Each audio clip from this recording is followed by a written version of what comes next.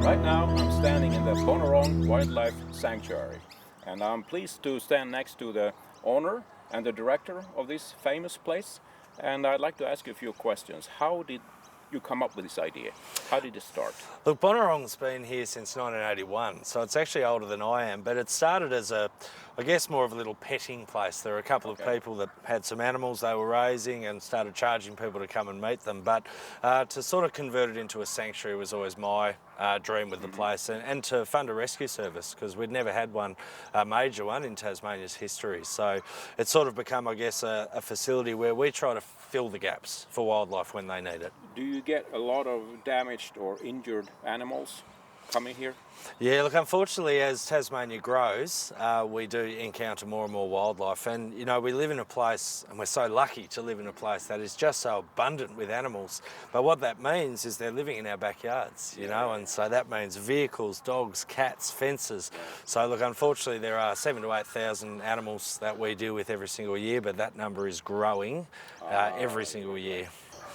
Yeah, look, it's one of these situations where when an animal's injured, the first thing we want to do is get that animal back where it belongs. And that's not at Bonorong, that's out in the wild. So step one is always, can we rehabilitate the animal? And that's obviously not done on display where people can see it, because that's not best for the animals. But of course, some animals, their injuries are beyond help. But that is a really important part of our service, is making sure animals aren't suffering unnecessarily.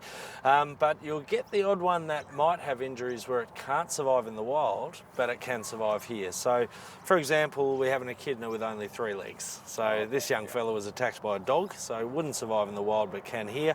There's a bird called a tawny frogmouth. Have you heard of one of those? Oh yes, we heard about them. Yeah, fantastic. They are magnificent creatures.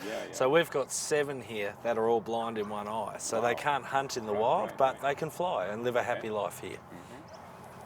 And also, I'm thinking about the help that the animals need here. You work in close cooperation with veterinaries, I suppose, and so on. Look, depending on where it is in the state, we have a number of different vets that we work with, and some have sort of learned a lot about certain species, so we have to direct things carefully. But what we also have is a network of wildlife carers, so people that have rehabilitated animals at their own homes for many years, and often their experience is as valuable as a veterinarian's. Absolutely, absolutely. And they also have the time, and they can work pro bono, of course. Yeah, that's correct. And look, if these carers were paid for their time, they would be millionaires. They're an amazing bunch of people.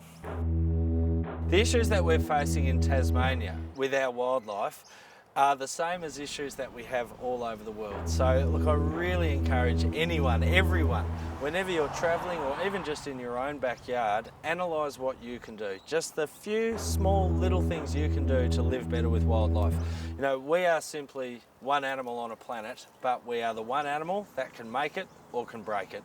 You know, the sad fact is we're probably the only animal that we could take off the planet and make it a better place. You know, we should be ashamed of that. We've got a lot of work to do to do things a lot better. So look, while we're doing it in Tassie, wherever you are around the world, make sure you do your bit so you can sit back at night and know you're a part of the solution, not the problem.